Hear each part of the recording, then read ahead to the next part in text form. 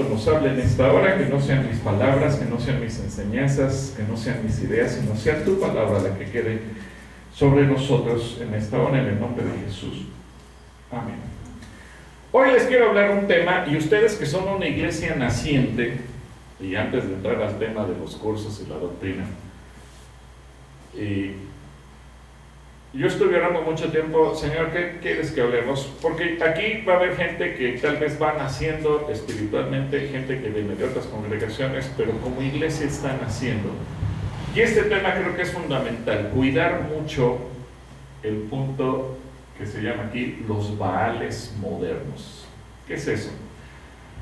Cuando leemos la Biblia, encontramos, como decía yo, en la década de los 70 vino un avivamiento en todo el país. Dios levantó iglesias, las iglesias históricas se avivaron, empezaron a crecer también, iglesias no denominacionales, movimientos pentecostales y no pentecostales empezaron a surgir, pero el hecho de que no hubiera tampoco una estructura, es decir, empezaron a levantarse grupos por todos lados, tuvo su lado bueno y su lado malo.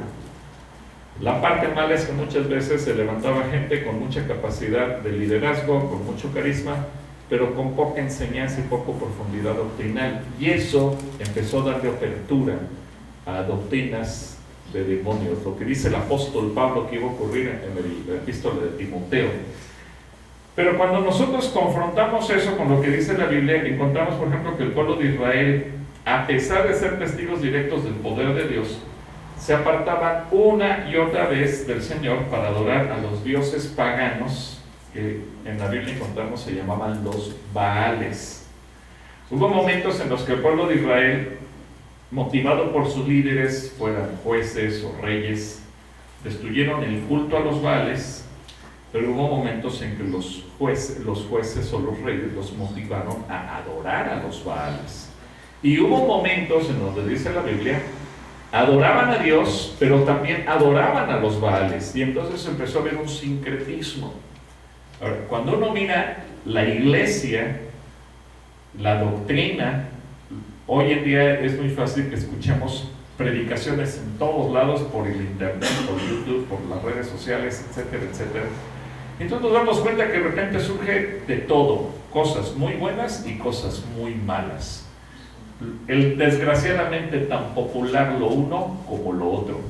Y entonces aquí en Jueces capítulo 3 versículo 7, aunque vamos viendo los versículos, si pueden vayan viéndolo en sus propias Biblias, porque dice en 1 Jueces capítulo 3 versículo 7, dice que hicieron pues los hijos de Israel lo malo ante los ojos de Jehová y olvidaron a Jehová Dios, su Dios, y sirvieron, ¿a quién sirvieron? A los Baales. Sirvieron a los Baales y a las imágenes de acera. Qué triste, porque finalmente fue algo que fuimos viendo la desviación del pueblo, y en primer libro de Samuel capítulo 12 versículo 10 leemos, y ellos clamaron a Jehová y dijeron, hemos pecado porque hemos dejado a Jehová y hemos servido a los Baales y a Astarot. Líbranos pues ahora de mano de nuestros enemigos y te serviremos. Y un tercer pasaje que tiene relación con eso es el de segundo de Crónicas capítulo 28 versículo 1. Quiero fusionar estos tres pasajes. Segundo libro de Crónicas 28, 1 y 2. Dice, de 20 años era Acaz cuando comenzó a reinar, y 16 años reinó en Jerusalén, mas no hizo lo recto ante los ojos de Jehová como David su padre. Antes anduvo en los caminos de los reyes de Israel, y además hizo imágenes fundidas a los Baales. Ahora, estos términos me llaman la atención porque no habla de un Baal, habla de plural, los Baales, muchos dioses. Y al hablar de Baales modernos quiere decir que esto se ha infiltrado el día de hoy en la cultura, pero sobre todo en la iglesia.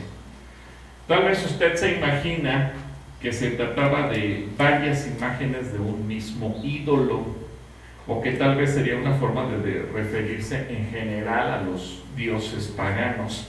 Pero en realidad se trataba de varias deidades o de varios ídolos que tenían una misma raíz. Esa raíz es Baal, seguida de una segunda palabra que describía el tipo de señorío o control al que se refiere. Y podemos decir que esto era una seducción satánica, así como cuando la serpiente le dijo a la mujer: así que se van a morir el día que coman del fruto que Dios les dijo que no pueden.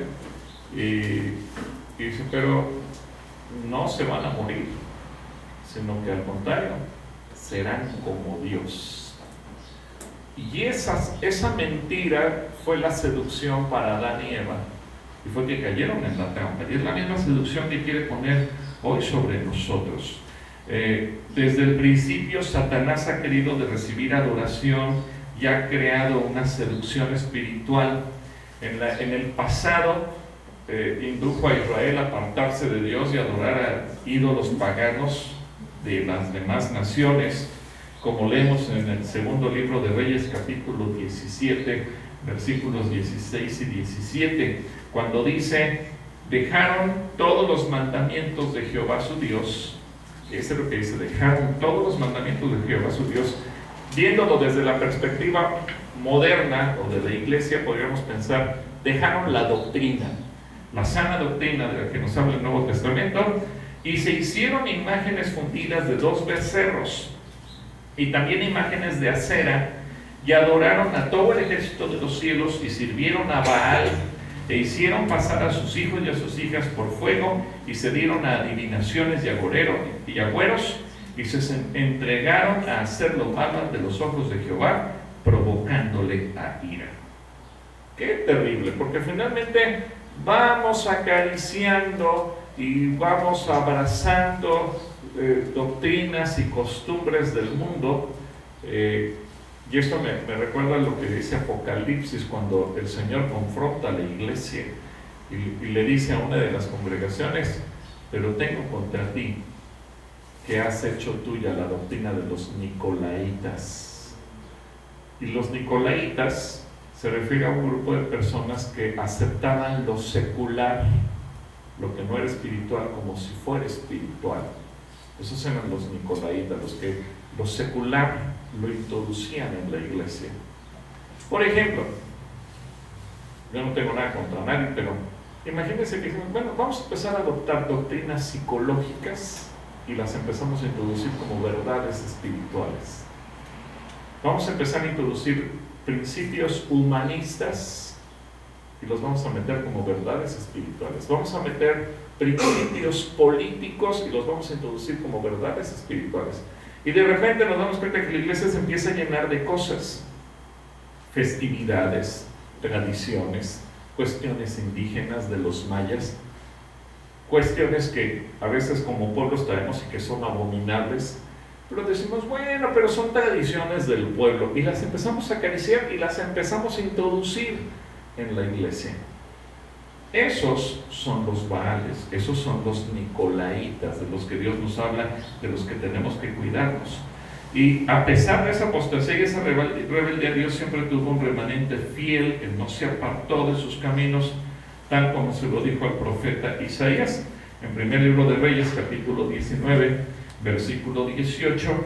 Dice: y yo haré que queden en Israel 7,000 cuyas rodillas no se doblaron ante Baal y cuyas bocas no lo besaron. Ahora, así como en la antigüedad hubo un pueblo rebelde que se postró y adoró a los Baales, hoy vemos que sucede lo mismo en la iglesia, porque la estrategia de Satanás no ha cambiado y siempre ha sido el desviar a los creyentes del camino correcto para que dejen de adorar al Dios vivo y verdadero. Mire, al final de cuentas a Satanás no le importa en qué cree usted, siempre y cuando no cree en Jesucristo. A Satanás no le importa qué haga usted, siempre y cuando no obedezca a Jesucristo. A Satanás no le importa cómo vive usted, siempre y cuando no viva como Jesucristo quiere que viva. Y el profeta Elías tuvo que confrontar al pueblo de Israel, y eso lo vemos en el primer libro de Reyes, capítulo 18, versículo 21 y 22. Y dice ahí: y acercándose Elías a todo el pueblo, dijo: ¿hasta cuándo claudicaréis entre 2 pensamientos? Si Jehová es Dios, seguidle, y si Baal, id en pos de él. Y el pueblo no respondió palabra. Y Elías volvió a decir al pueblo: solo yo he quedado, profeta de Jehová, mas de los profetas de Baal hay 450 hombres. Fíjese la confrontación. Decídete, o sigues a Dios o sigues a los Baales, pero no puedes estar entre los dos. Y ese es el peligro que hoy en día se da en la iglesia. Ahora, Baal, ¿quién es Baal? Bueno, Baal es un dios semítico, señor, poseedor, dueño, controlador o propietario. Eso significa Baal, esa es la raíz de esa palabra. Dios semítico, es decir, de aquella tierra, que significa señor, poseedor, dueño, controlador y propietario. Que cuando vemos nosotros la historia en la palabra, nos damos cuenta que Satanás siempre ha querido imitar a Dios. Isaías dice que quiso subir al trono y ocupar el lugar de Dios. Ezequiel dice lo mismo en el Edén. Ustedes recuerdan cuando Moisés llegó ante el faraón, yo le había dicho: toma tu vara, y la vara se convirtió en una serpiente, y ve y haz señales ante el faraón. Y cuando llegó Moisés con el faraón y traía su vara, ¿qué hizo faraón? Mandó llamar a sus adivinos y sabios, y ellos hicieron exactamente lo mismo. Y hubo determinadas plagas que hizo Moisés de parte de Dios y que ellos imitaron también, y eso endureció más el corazón del faraón. Bueno, pues si se da cuenta, ¿qué parecido tiene esto con Jesucristo? ¿Quién es Jesucristo? Sí, pero ¿Él qué es para nosotros? ¿Él es Dios? Baal dice que es Dios. Jesucristo es Señor. Baal dice que es Señor. Jesucristo, Él nos posee porque finalmente somos propiedad suya. Él nos compró con su propia sangre. ¿Qué dice que es Baal? Poseedor, que es el dueño. Él controla y se ostenta como propietario. Baal es un nombre para un dios local, es el nombre del dios cananeo, de la tormenta, del trueno, de la fertilidad y de muchas otras cosas más. Es un dios que los antiguos creían que los Baales vivían en lugares o casas santas, en árboles, en cumbres de montes, en rocas o en manantiales. Y de alguna manera, pues tenía cuidado o control de la vida de la gente. Los habitantes de la antigüedad en las tierras semíticas creían que los Baales podían dominar, hablaban de cada uno de esos dioses locales como el Baal o el Señor. Si se da cuenta, en México tenemos la misma tradición porque cada pueblo es dedicado a un dios o diosa local, y decimos que este pueblo es propiedad de San Fulanito de tal, y fueron considerados deidades naturales que cuidaban de la vegetación, del aumento de los rebaños, del ganado, y por lo general, cuando aparece el singular y con el artículo Baal, se refiere al principal dios nacional de los cananeos. En nombre de los Baales se hacían sacrificios humanos como una ofrenda religiosa, y por la abundancia de restos humanos hallados en diferentes ciudades como en Cartago, por la edad de la muerte de los niños, así como la presencia de restos de animales, se supone que eran sacrificados en sustitución, así como la presencia de muchos otros cuerpos, nos habla de muchos sacrificios humanos. Fueron considerados deidades naturales que cuidaban de la vegetación y el aumento de los rebaños.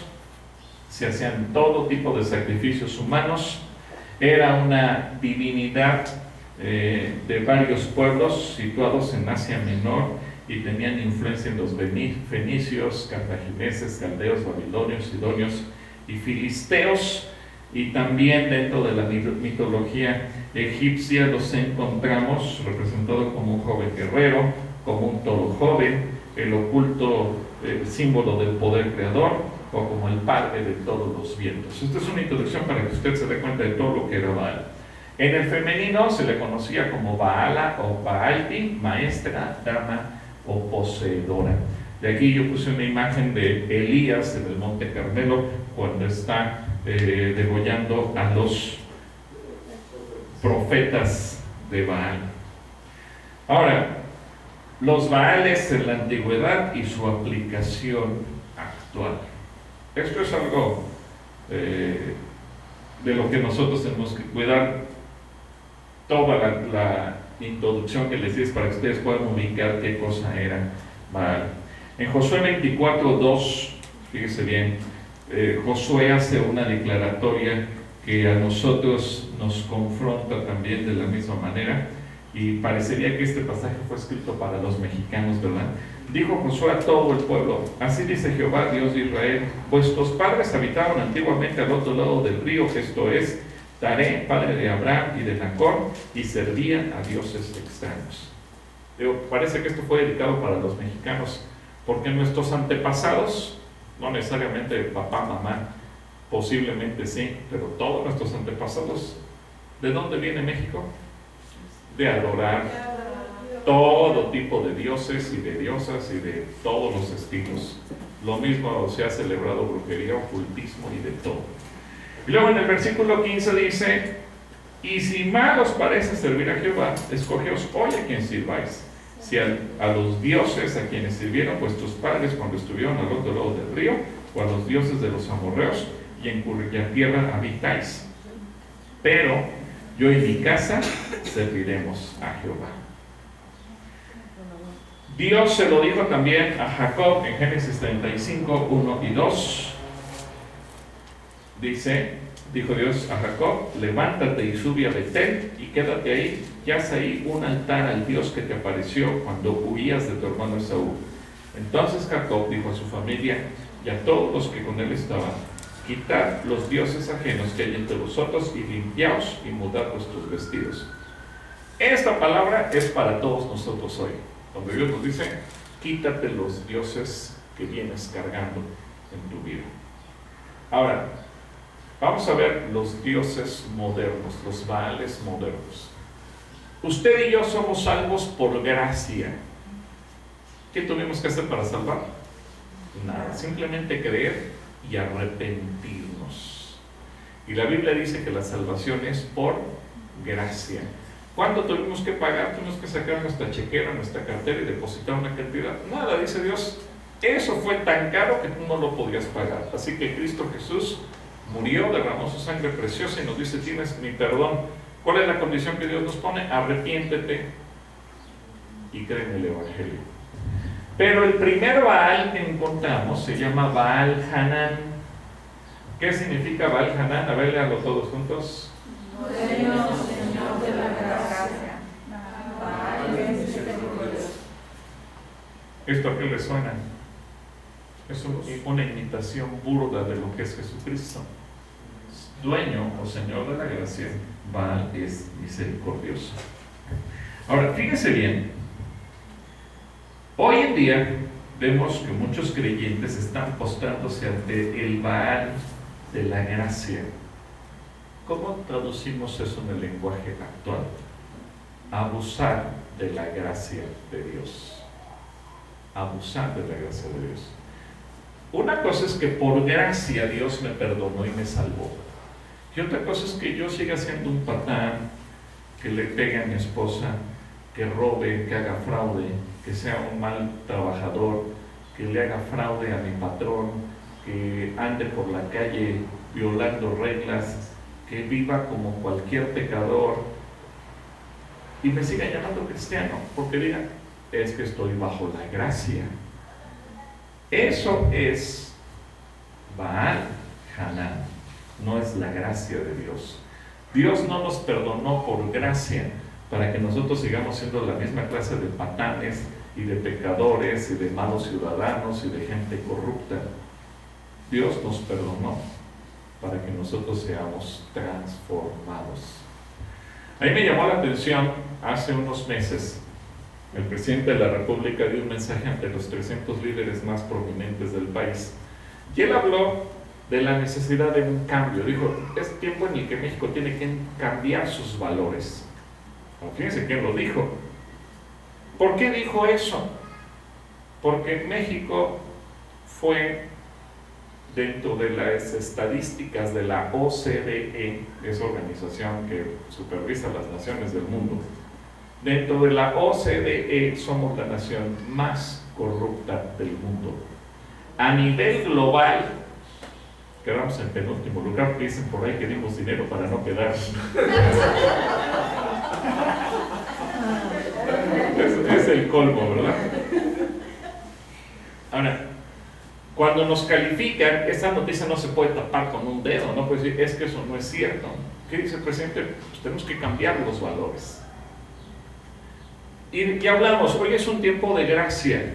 A mí me da risa cuando nos juntamos pastores y alianzas de pastores en todo el país. Le decimos, no, hay que reclamarle al gobierno que no diga que somos 7% de cristianos, que diga que somos el 30%.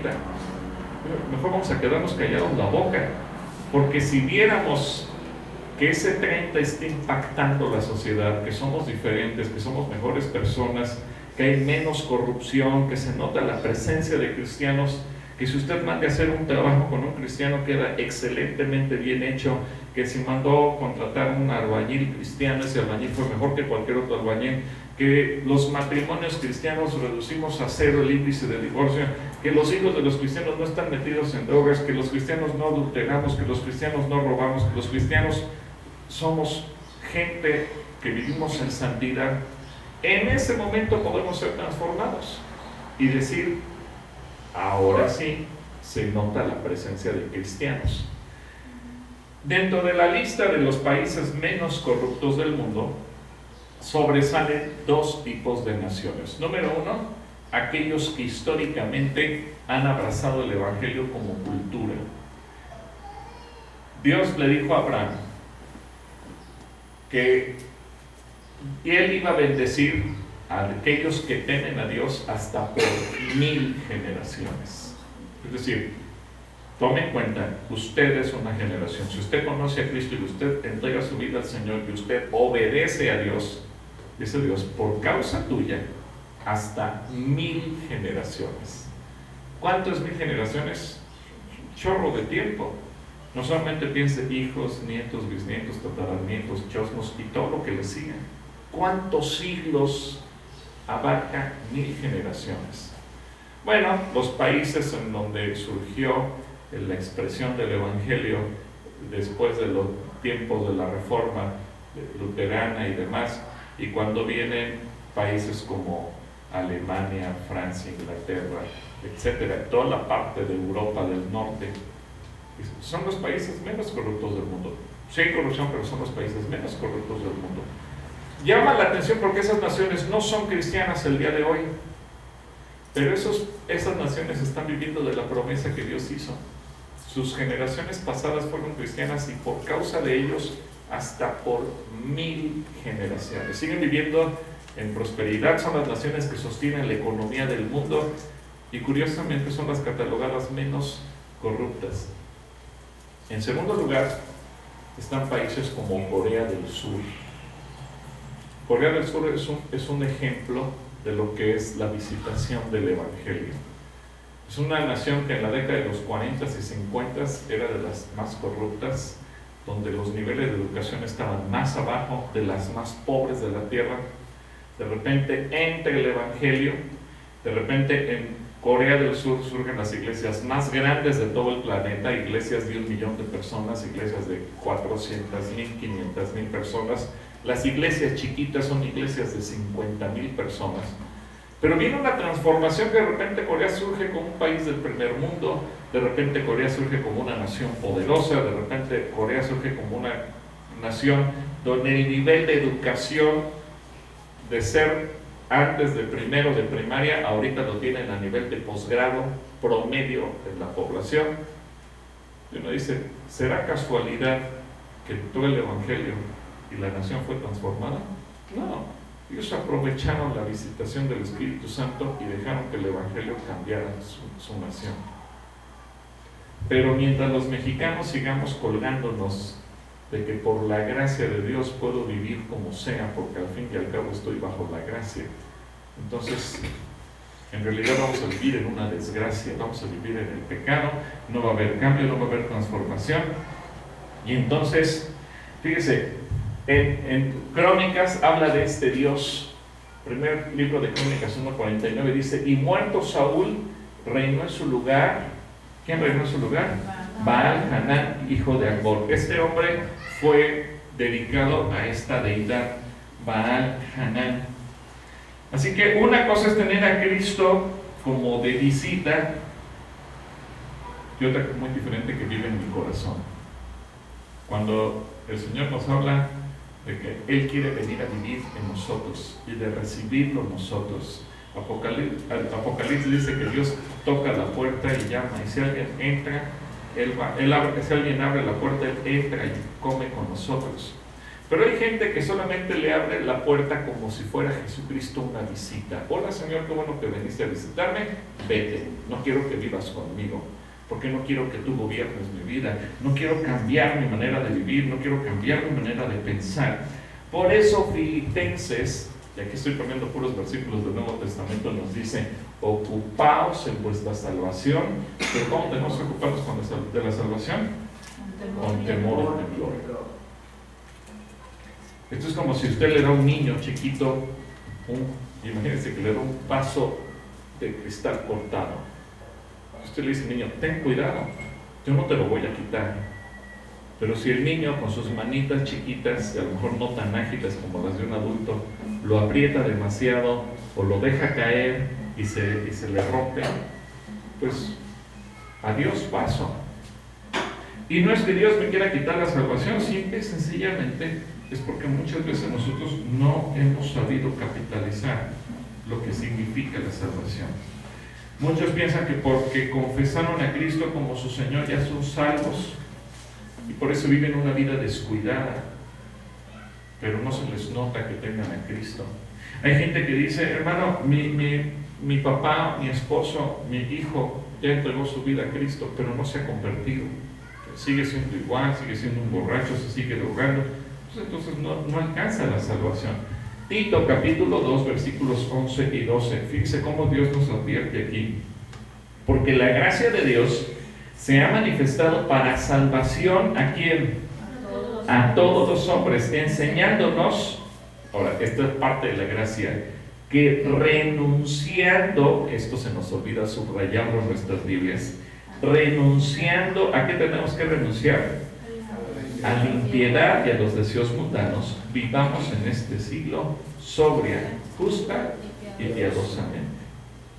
Es decir, la gracia no es que yo puedo vivir como se me venga en gana. La gracia es que no me costó para nada la salvación, pero la gracia no me exime de la santidad, no me exime del compromiso, no me exime de la obediencia, no me exime del cambio de vida. Vivir abusando de la gracia, puedo pecar, porque al fin y al cabo el perdón ya está garantizado y Jesucristo perdonó mis pecados pasados, presentes y futuros, así que con toda la libertad del mundo puedo pecar lo mucho que se me antoje porque tengo el perdón garantizado. Eso es Baal Hanan, es dejar que los Baales gobiernen mi vida. En Mateo capítulo 5 versículo 17 dijo Jesús: no penséis que he venido para abrogar la ley o los profetas. No he venido para abrogar, sino ¿para qué? Pero se ha dado cuenta que muchas veces hoy en la gracia dicen: bueno, pero eso es el Antiguo Testamento, en la gracia que no tienes que obedecer eso. Y entonces nos están llevando a una doctrina donde parece muy cómoda. Pues qué padre ser cristiano hoy en día. Cristo me perdonó, vengo, canto, escucho un mensaje y me voy y sigo siendo el mismo de toda la vida. Y entonces llega un momento en que uno se pregunta: bueno, ¿y entonces qué diferencia tenemos los cristianos de los paganos? ¿Qué diferencia existe entre tener a Cristo o no tenerlo, entre decirme cristiano o no serlo? Si vivo igual embarrado en el lodo y en el pecado. La diferencia no es que yo sea mejor, pero yo tengo un compromiso, cambiar. Por eso dice Romanos: no te conformes a este mundo, cambia tu manera de pensar para que entiendas cuál es la voluntad de Dios. Y en el Salmo 19:7 dice que la ley de Jehová es perfecta. ¿Y qué hace la ley de Jehová? Convierte el alma, es decir, convierte nuestros pensamientos, nuestros sentimientos. Romanos 7:16 dice: y si lo que no quiero esto hago, apruebo que la ley es buena. Entonces fíjese que la ley de Dios trae como fruto la conversión del ser humano, y ello se nota en una transformación en la manera de vivir de usted y mía, porque no es posible decirse discípulo de Cristo y vivir como una persona que no lo conoce. La ley de Dios es tan buena y nos permite caminar en la perfecta voluntad de Dios, Porque muchos creen que el Antiguo Testamento se transformó y que el Dios del Antiguo Testamento era viejito y enojón, y ahora el Nuevo Testamento se volvió manga ancha, tolerante, que le vale gorro todo, que puede ser tolerante con el pecado, que se hace de la vista gorda. Pero entonces, imagínense, la muerte de Cristo hubiera sido en balde.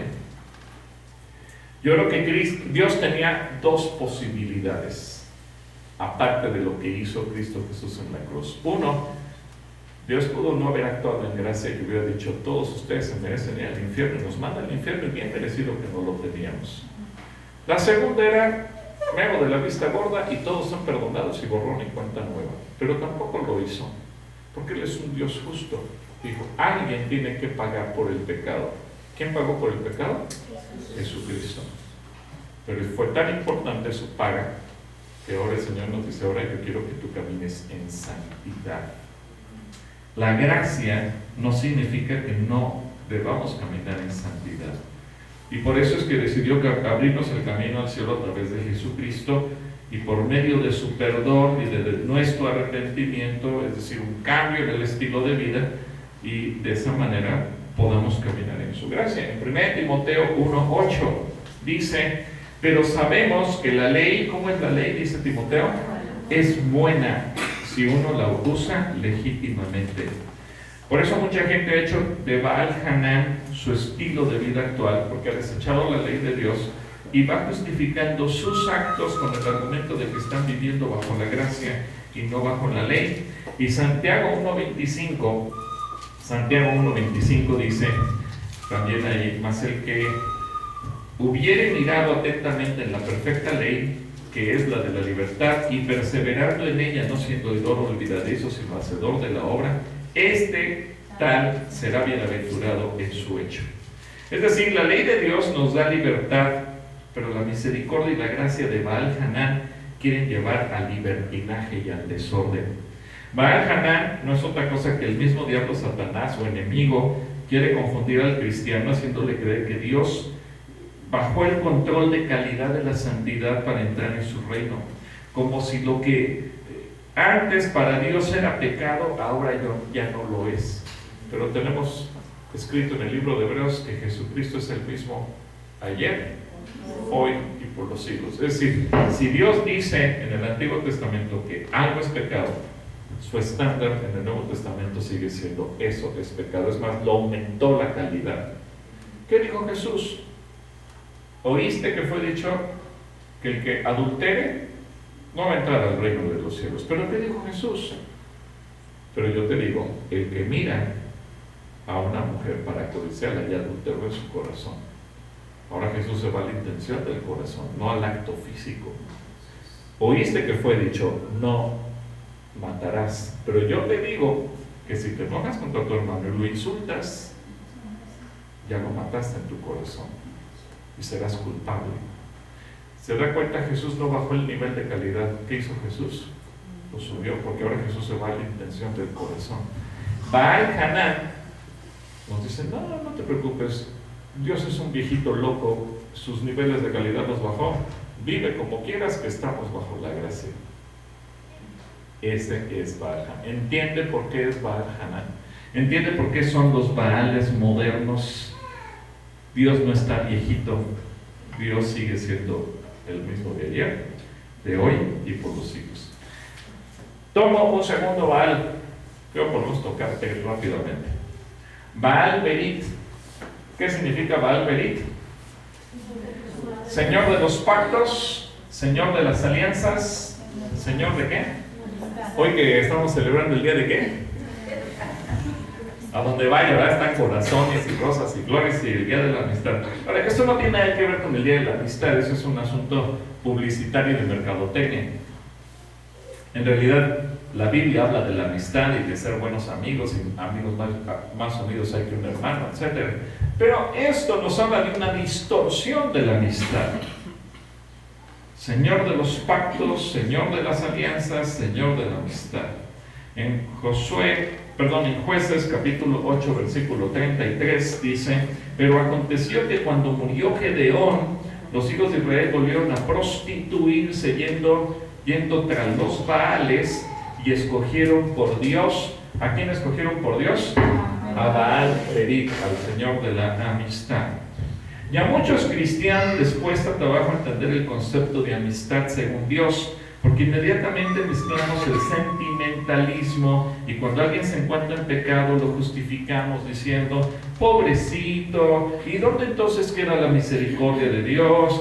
Hay que hacerse su amigo para ganarlo para Cristo. Incluso entre los jóvenes se dan las relaciones de amistad o de noviazgo, de amigobios o de amigos con derechos, y entre chicos y chicas no creyentes con la idea de ganarlos para Cristo.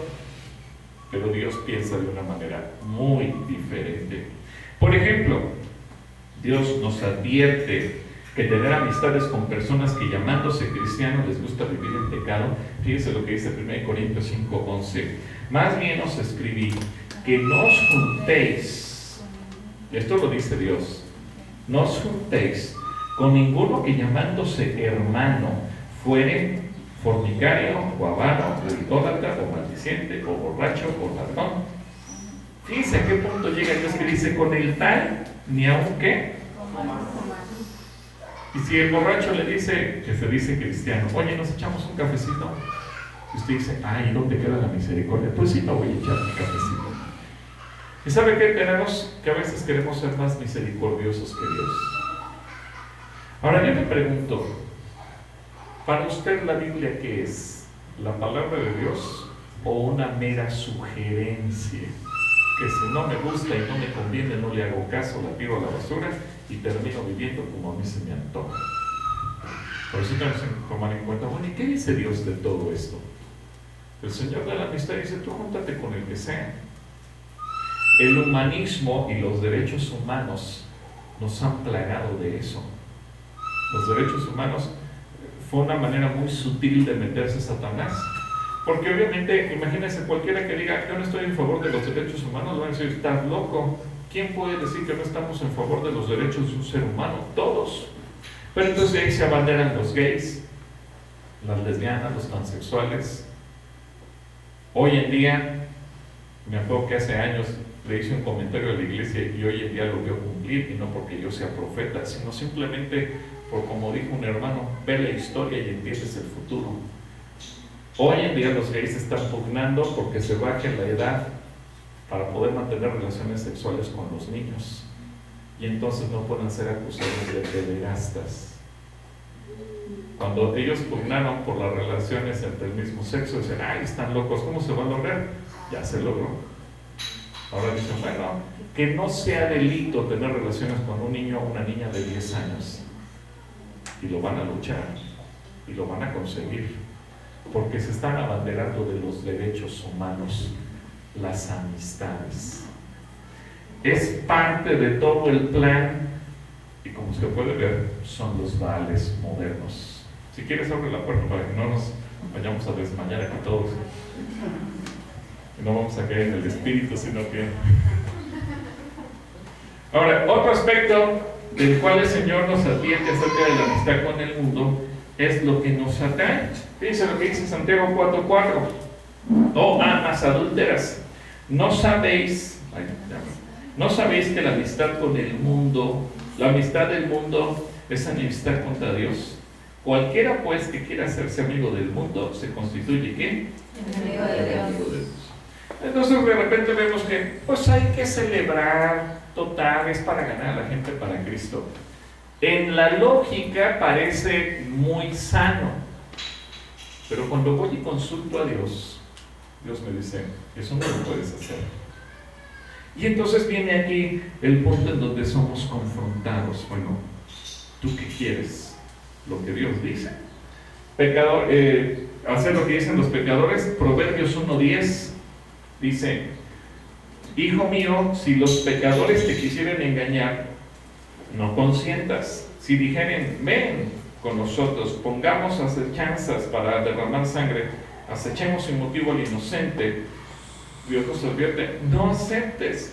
Y en 28:7 de Proverbios nos vuelve a decir, el que guarda la ley es hijo prudente, mas el que es compañero de glotones avergüenza a su padre.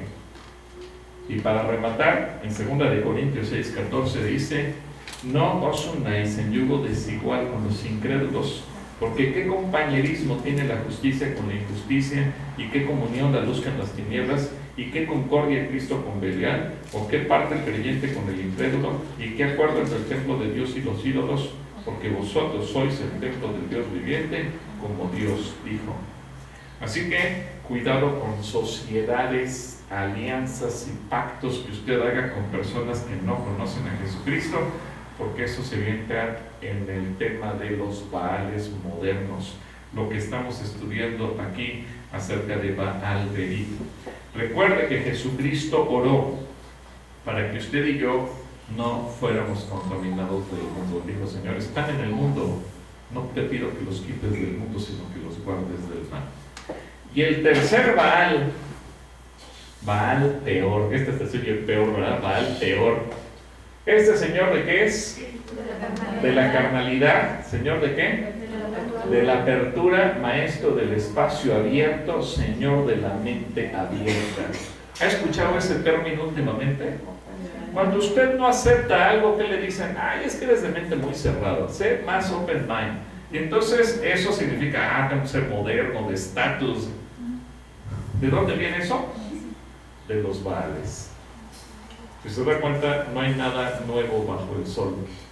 Solamente que Satanás sabe cómo dorar con la píldora y presentarnos las cosas que parecen tan modernas, tan bonitas, tan astutas, tan intelectuales, tan rimbombantes, tan culturales, que dicen: no voy a quedar fuera yo del estatus social, tengo que aceptarlo. Y entonces nos mete la idea de la mente abierta y recibimos todo, pero detrás de eso, ¿qué hay?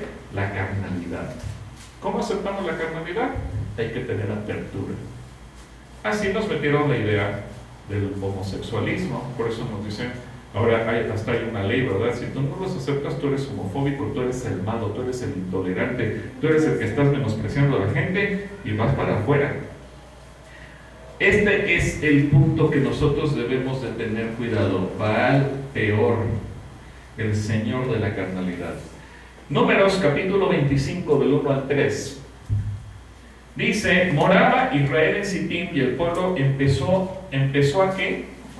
A fornicar. Fíjese cómo aquí aparece la carnalidad. Empezó a fornicar con las hijas de Moab, las cuales invitaban al pueblo a los sacrificios de sus dioses. Y el pueblo comió y se inclinó a sus dioses. Así acudió el pueblo a Baal peor, el señor de la carnalidad, y el furor de Jehová se encendió contra Israel. En este pasaje encontramos al pueblo de Dios fornicando con las mujeres paganas, que luego los inducían a adorar a los Baales, y esto representa la sexualidad no controlada por el Espíritu de Dios. Lamentablemente en las congregaciones cristianas encontramos mucha carnalidad en personas que hablan como creyentes, que parecen espirituales, pero que en realidad están en pura apariencia y viven en mera carnalidad. Hoy en día, dice el Registro Civil Nacional, el 53% de los niños que nacen en nuestro país y se registran, 53% son hijos que nacen fuera de matrimonio. 53%. Si somos alrededor de 123 millones de mexicanos, 53% nacen fuera de matrimonio. Ahora, viéndolo eso desde el punto de vista meramente moral, si nacen fuera de matrimonio, quiere decir que nacieron producto de fornicación o de adulterio. ¿Eso de qué nos habla? No tenemos un problema de sobrepoblación que estemos generando los matrimonios. Es un problema de sobrepoblación que se escapó por el pecado, la inmoralidad. Ese es Baal peor. En 2 de Timoteo capítulo 2, versículo 2 al 5, perdón, 2 de Timoteo 3, del 2 al 5, dice: porque habrá hombres amadores de sí mismos, avaros, vanagloriosos, soberbios, blasfemos, desobedientes a los padres, ingratos, impíos, sin afecto natural, implacables, calumniadores, intemperantes, crueles, aborrecedores de lo bueno, pura joyita, ¿verdad? Traidores, impetuosos, infatuados, amadores de los deleites más que de Dios, que tendrán, aquí es lo preocupante, ¿tendrán qué? apariencia de piedad, pero negarán la eficacia de ella. A estos evitan la carnalidad. Por eso es que hay tanto pecado que muchas veces parece que no se puede controlar. Los chismes, los conflictos, las divisiones y otras obras de la carne que se originan en la sensualidad, pues obviamente frenan la obra del Espíritu Santo. Y el caer en pecado parece hoy en día más popular que el mantenerse en santidad. Y Romanos 8:6 nos advierte, porque el ocuparse de la carne es muerte, pero el ocuparse del Espíritu es vida. Y el versículo 13 dice, porque si vivís conforme a la carne, moriréis, mas si por el Espíritu hacéis morir las obras de la carne, viviréis. Y el último, tengo muchos más, pero aquí para no consumirles el tiempo. Baal Megón o Baal Meón. ¿Señor de qué? De la morada y el confort. Representa la búsqueda constante de la comodidad o el confort material. Sí, Dios desea nuestra prosperidad y Él dice, amado, yo deseo que tú tengas salud y que seas prosperado en todas las áreas, así como prospera tu alma. El anhelo de Dios es ese. Pero ahora hemos invertido los papeles y parecería que lo importante es acumular dinero, riqueza, poder, confort, y entonces Satanás nos lleva a cambiar el orden de los valores. En Ezequiel capítulo 25, versículo 9 dice, por tanto, he aquí, yo abro el lado de Moab desde las ciudades, desde sus ciudades que están en su confín, las tierras deseables, dice bien, tierras deseables de Bet Jesimot, Baal Meón y Kiriataim. Siempre buscó Baal Meón meterse por este lado. Y muchos creyentes se miden por los parámetros del mundo y creen que la gente vale por lo que tiene y creen que la bendición se mide en función del dinero que ganan o el éxito que tienen en los negocios. Ahora, debo aclarar, no es ningún pecado poseer bienes y vivir bien, siempre y cuando esas bendiciones se hayan adquirido de una manera lícita, correcta, honesta, se usen para dar a la obra de Dios, ayudar a la gente, porque no podemos vivir enfocados solo en buscar cosas materiales y pensar que por el bien material es que podemos pedir la bendición. Hay gente que le va mal, dice, entonces a mí Dios no me ama, y cree que Dios ama más al rico que al pobre. No, también tenemos que ver cuál es el origen de las riquezas. Por ejemplo, el Chapo Guzmán, ¿cuántos millones tiene? ¿Cuántos millones tiene? 700.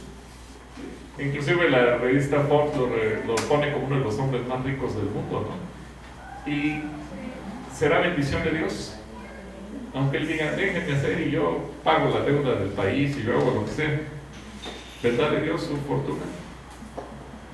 Él vive de una manera miserable. Pero a veces los cristianos cambiamos los parámetros. Mateo 6:33 dice Jesús, mas buscar primeramente ¿qué? El reino de Dios, su justicia, y todas estas cosas os serán añadidas. Dios sabe que usted y yo tenemos necesidad de muchas cosas. Dios dice, búscame y yo te las voy a dar. ¿Cuál es el error? Cuando nosotros nos enfocamos a lo material, al confort, a la riqueza, y nos olvidamos de buscar a Dios. Ahora, note, Dios nos salva por gracia. Dios hizo con nosotros un pacto y Él nos habla de cómo ser buenos amigos. Dios nos motiva a que cada uno de nosotros podamos tener bendición también y prosperidad. Dios nos dice, renueva, cambia tu manera de pensar. Pero Satanás, metido a través de los Baales, nos habla de una gracia de libertinaje. Peca, al fin y al cabo tus pecados ya están perdonados. No tienes que preocuparte por ser santo, no te preocupes por vivir en santidad. Nos habla de mantener amistad con el mundo, de hacer pactos y alianzas y sociedades con quien sea. Nos habla, ten una mente no renovada, una mente abierta para que tú aceptes todo lo que el mundo te diga. Y nos habla de vivir en carnalidad y vivir en confort. Baal viene simplemente a seducir al cristiano y a disfrazarse para hacernos caer.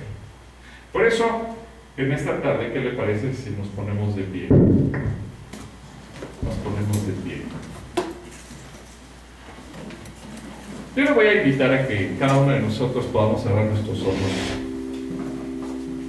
¿Puedes apagar el proyector, por favor? Gracias.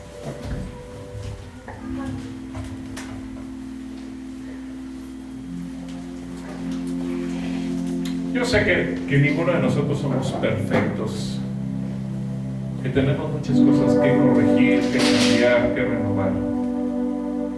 Pero creo que es algo fundamental que nuestro corazón sea limpio, sincero y honesto delante de Dios y que podamos decirle: Señor, yo no quiero seguir a los Baales. Yo no quiero vivir dividido entre dos pensamientos. Yo no quiero ser de los que se llaman cristianos pero abusan de la gracia. Yo no quiero ser de los que se llaman cristianos pero en lugar de renovar mi mente y tirar a la basura mis pensamientos viejos y tener ahora los pensamientos de Dios en mi corazón, yo no quiero ser de los que tienen una mente abierta para meterse de todo. Yo no quiero, por mucho que busque que tú me prosperes y bendigas mi trabajo, ser de los que se rinden ante Baal para tener prosperidad y confort y solamente buscar el dinero y lo material. Yo no quiero ser de los que se dicen amigos para tolerar el pecado y para convertirme en un amigo del mundo y de la injusticia. Yo le invitaría a que personalmente usted hiciera una declaración en esta hora y que le diga: Señor, renuncio a Baal. Renuncio a Baal en mi mente, en mi corazón, en mis pensamientos. Y quiero seguir solamente a Jesucristo. Yo le invito a que usted tome su Biblia en sus manos. Tome su Biblia.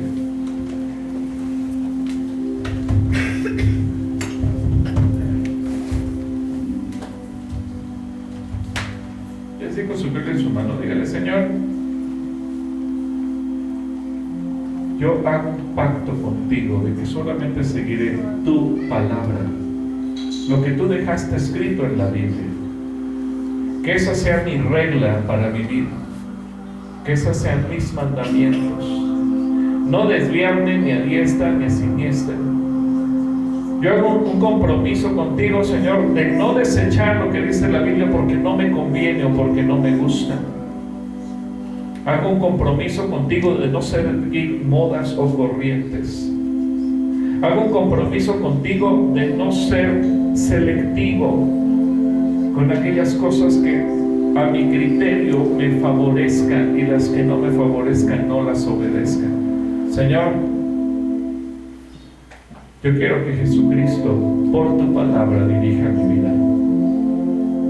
Y te pido perdón, Señor, por todas aquellas ocasiones en que he abierto mi mente a la adoración a los Baales modernos.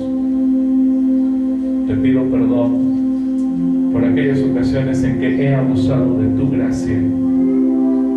Te pido perdón por aquellas ocasiones en que en lugar de pensar bíblicamente he sido de mente abierta.